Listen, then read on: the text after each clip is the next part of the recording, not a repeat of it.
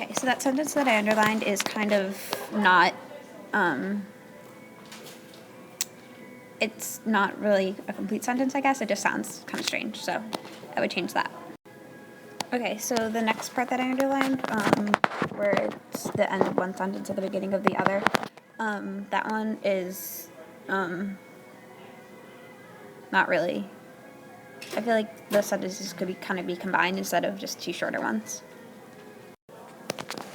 Maybe reword that small part of the sentence. Just, again, it's not like they're not very strong adjectives, I suppose. This is so weird. People are looking at me weird.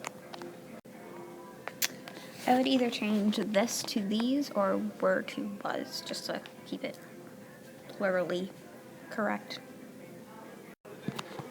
Maybe change that to he and his followers rather than him and his followers. I'm not sure if that's correct. I don't know if it did. Maybe it just sounds better.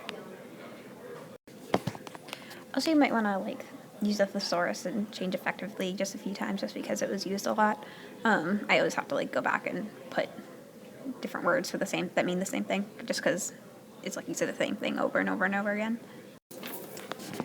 The next underlined thing is just sort of I don't know if it's an awkward sentence, but it took me a few minutes. I had to go back and reread it before I figured out what it was trying to say. So if there was another way to get that same point across, just I guess a different organization, maybe try that. Maybe you meant over in that one, I think, hopefully. Sorry about that amazing straight line, but where you're talking about the kids, you could maybe mention bring in the ideas of the Hitler Youth and other people who have done that, because we have to tie in other things. I know that the Holocaust wasn't one of our things, but I mentioned it in mine just because it's an obvious choice to go to when you think of genocide. Something that I've noticed here and with a lot of your transitions into paragraphs is that they're kind of they're not really blended into each other. The ideas from one paragraph don't really relate to the other one, especially in the first and last sentences of each one. So I would try and just sort of pull things together and bring it in so that the transitions are just a bit less abrupt. In those areas, from those two brackets, it's the sentences, there's a lot of them and they're very short, and the ideas sort of relate to each other. So maybe you could use a semicolon or a little dash that has a name, but I can't think of it right now, and just sort of combine the two ideas. I know that I definitely have the problem of doing it over too much and I use too many commas, but maybe you want to utilize the comma. I like that sentence. That's that if you're on our side, fantastic, you're all set. It's a good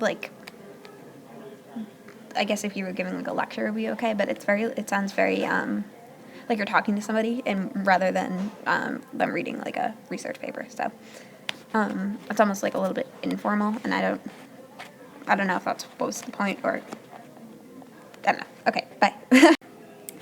Again, when you're listening, the other kinds of genocide, use the comma. They're good. They work.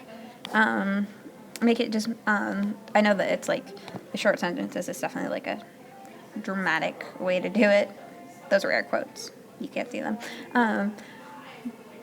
But I think, I don't know, I would just maybe have them as a list rather than Nazi Germany as one sentence, you know? Hey. Okay, so that was the end of your paper, and I liked it. Most of it was just done really well. But like I said, there was a few things. It was the transitions and the small, in between the sentences that were just made the changes a little bit abrupt, and that made reading it not as enjoyable as it could have been. Okay.